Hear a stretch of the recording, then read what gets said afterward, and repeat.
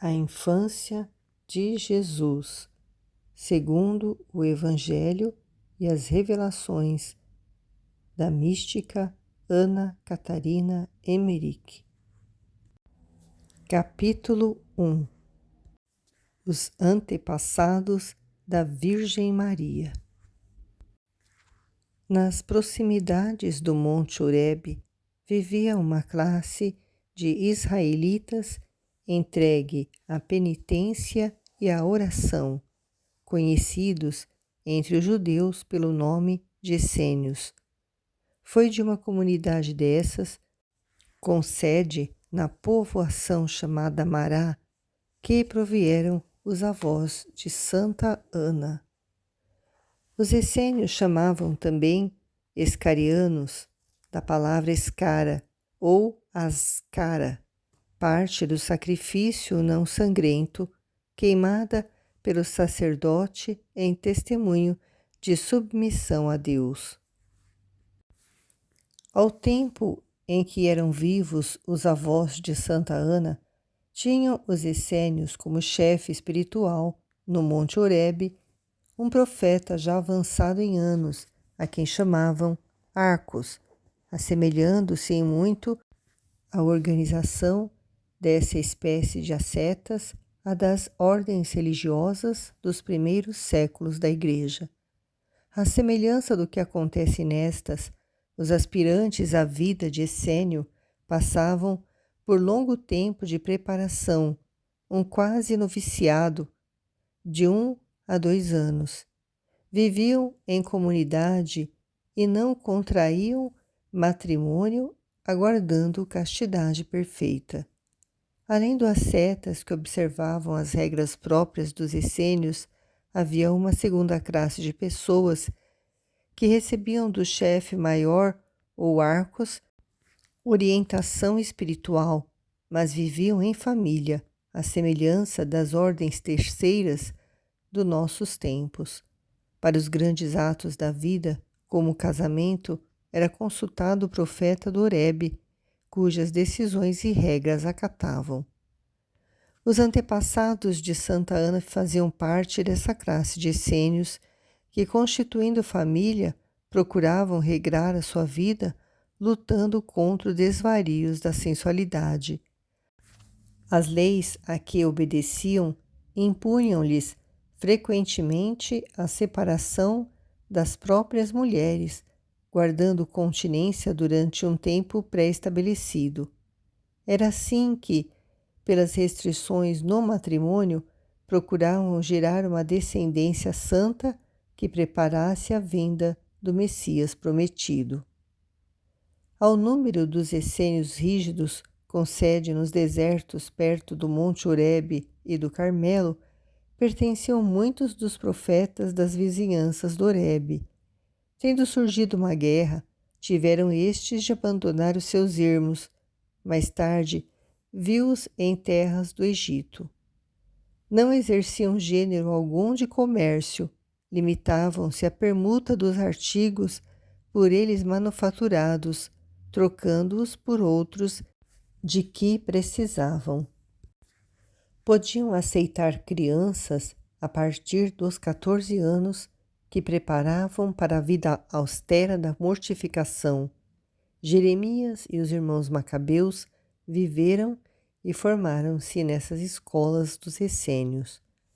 Quando subiam a Jerusalém para o cumprimento das leis mosaicas, o que faziam 3 vezes ao ano, habitavam num bairro à parte e ocupavam, igualmente no templo, um lugar separado do povo judeu.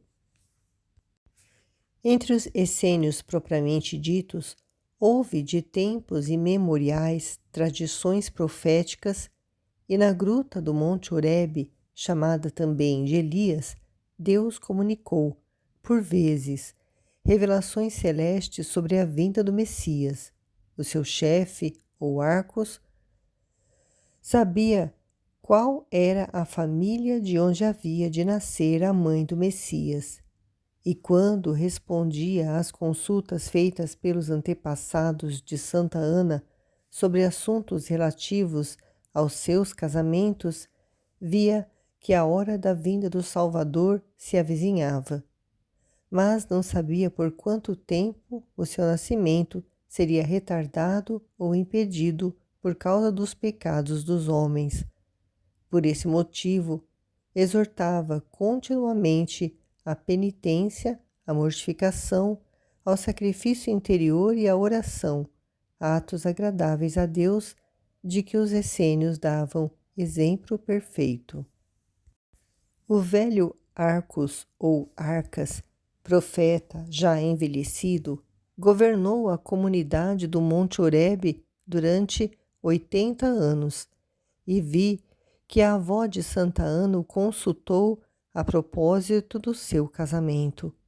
O que me pareceu digno de nota é que estes profetas prediziam somente o nascimento de crianças do sexo feminino e que os antepassados desta santa tiveram, em geral, somente filhas e não filhos.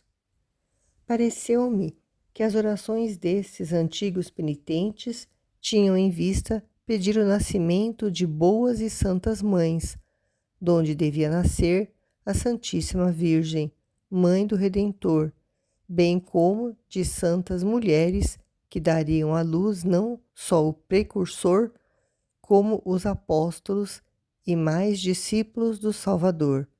Como já foi dito, a avó de Santa Ana era natural de Mará e chamava-se Moruni ou Emorum, palavra hebraica que significa mãe boa ou mãe augusta.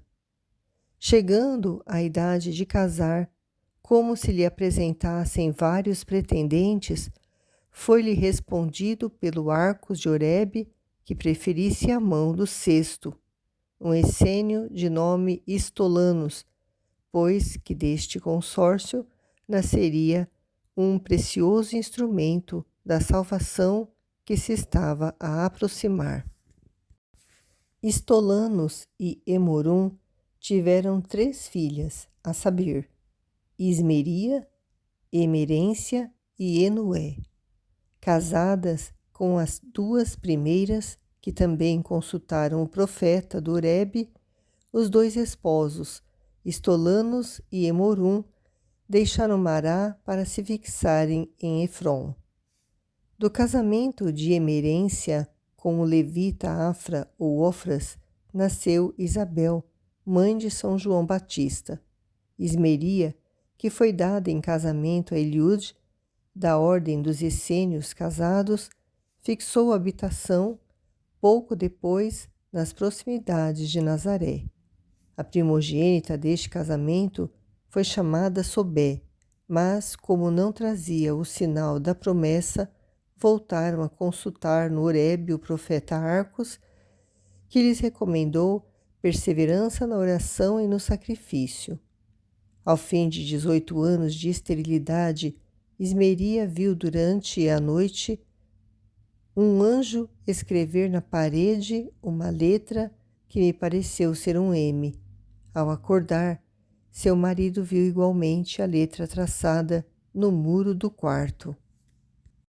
3 meses depois, Ismeria concebia, dando à luz uma menina que trazia marcado no corpo o sinal da promessa.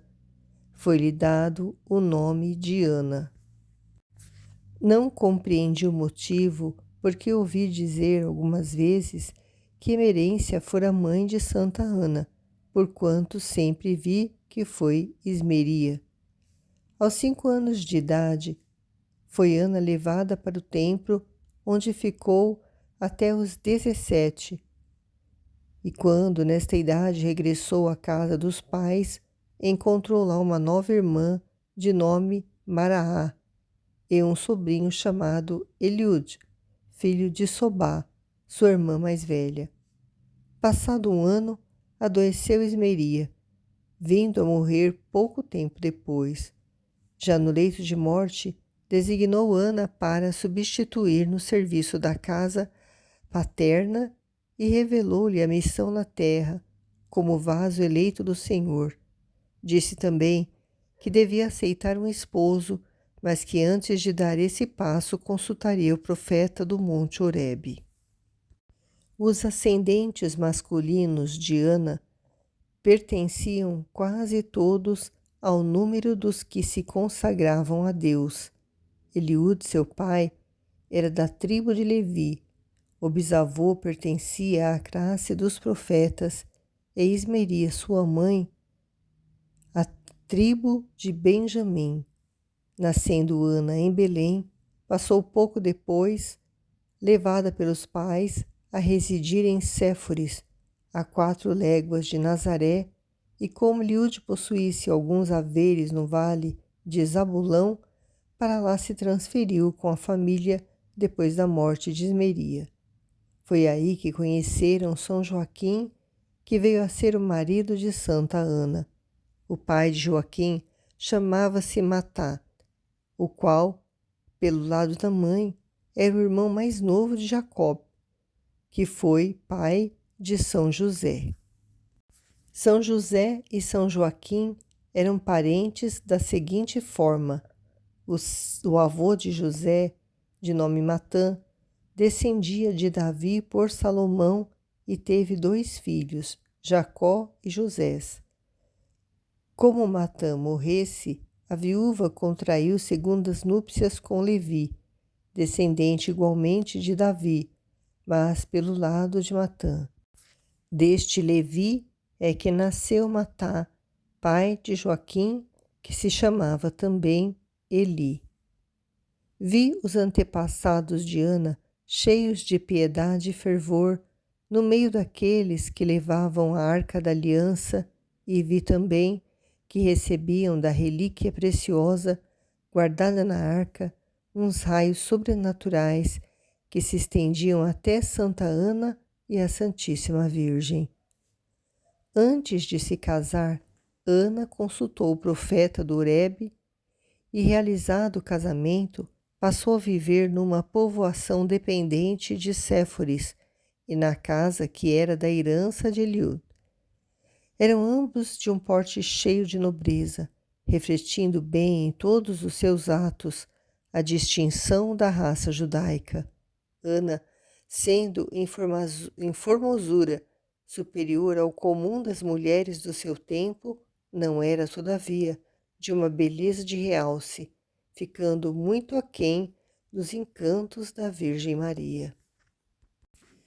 Em todos os atos da sua vida, distinguiam-se os 2 esposos por um certo ar de gravidade que os impunha ao respeito e consideração de toda a gente.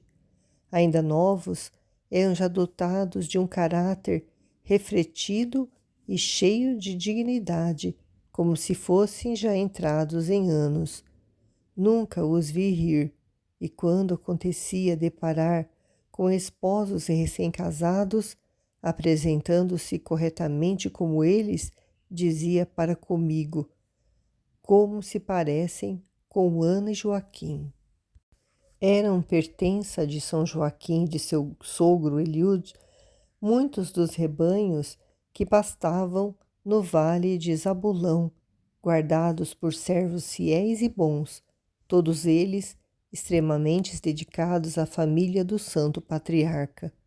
Os ganhos da pastorícia e outros rendimentos da casa eram repartidos, de comum acordo, pelas necessidades do templo, pelos pobres e parentes necessitados, sendo reservada a 3ª parte para os gastos gerais da família. Acontecia, porém, que Deus abençoava de tal maneira o quinhão que lhes era destinado, que dele ainda sobrava para distribuir, fato que muito edificava os que disso tinham conhecimento. O primeiro fruto do consórcio entre Joaquim e Ana foi o nascimento de uma menina que recebeu o nome de Maria Sobé, nascida antes do tempo, por motivo de um grande desgosto dado a Ana por uma das servas da casa. Sobé não trazia o sinal da promessa, e com o nascimento dela, a mãe deixou de gerar, tornando-se estéril. atribuindo uma tal desdita a faltas porventura cometidas, duplicaram o tempo da oração e fizeram maiores penitências, resolvendo também de comum acordo guardar continência, separando-se por tempos. Continua no capítulo 2.